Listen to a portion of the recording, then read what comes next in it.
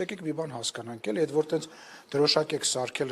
վերադարձի հետ կապված հարցը, ուզում հասկանամ, դուք կամ այդ ով որ տարածում է, որ ասում է ԿՊԱ-ականների հորդորով են դեմ քվեարկել, իրանք պատրաստ են ապահովել այդ մարդկանց հետ վերադարձը, անվտանգությունը, լուրջ եք ասում։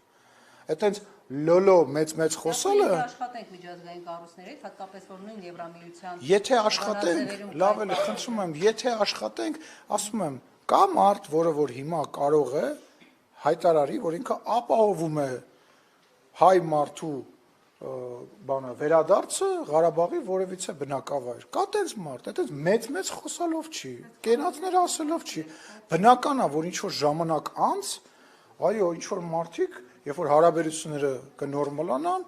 կարող են գնալ միգուցե իրանց տներում ապրեն, եթե այդ հնարավորությունը լինի, իհարկե դա, բայց այսօր խոսալ էդի ինչ կենաց, ուզում հասկանամ ում ենք մենք բանանում ձեռք առնում, էլի լուրջ, այսինքն հիմա Ղարաբաղի բնակիչներ կան, մարդիկ կան, ուզում են այդ հան